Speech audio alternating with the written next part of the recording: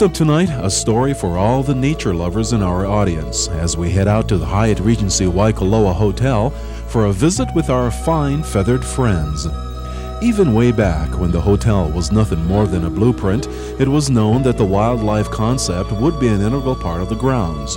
And today, all that's become a reality. Linda Elliott heads up a program implemented back in June of '88, and today totals 65 birds on property, ranging from parrots to swans. We've got 6 swans on property, 3 species. We have the whoopers, the mutes, and the black-necked swans. And right now we have all females. They are real interested in people. They've been hand-raised. They come right up and want to be fed and given attention. Whenever you're there, they're curious about what you're doing and come right up to you. If you move with confidence and slow and talk to them in a calming voice, they take to you right away. They feel secure. They know that you're going to feed them. They trust you. The blacknecks are rarer to see, and they're more exotic looking. They're South American, and their distribution is smaller, so that makes it a nicer species to see. Also on property are the African crown cranes. Those are gorgeous. Very unique cranes in the crane family, and having that big tuft on the top of their head. They're from Africa. They're found in swampy, large open spaces. They adapted right away to the islands too. We were real pleased to see that. We weren't sure how they would take to it. But the habitat was set up in advance. We held them in a quarantine pen before releasing them, and then we released them, and it all went real smoothly on the release.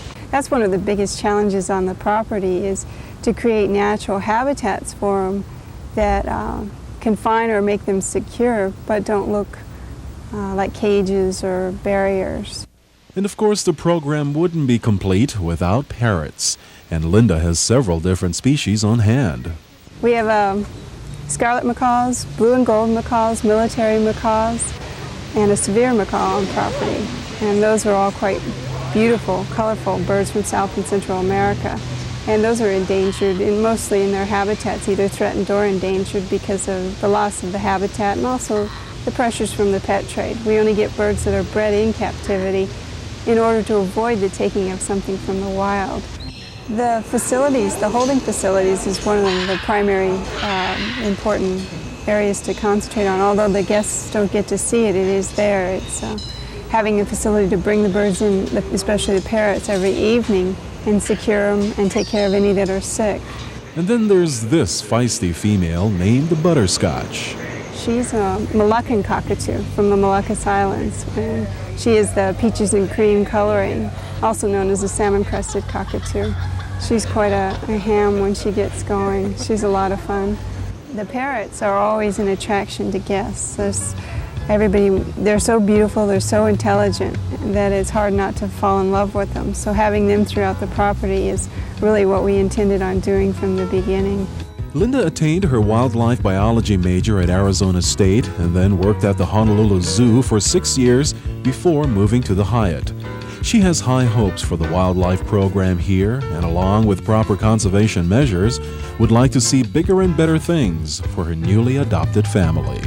I've got plans to work with the state on some of the endangered species, some of the native Hawaiian birds here, and bringing them on property for display, educational, and also rehabilitation work. We're going to get involved in helping to contribute back to the species here found locally. Seeing this program from the beginning to where it is now has been a gratifying experience. Getting the birds in and doing it successfully, having them be healthy and happy.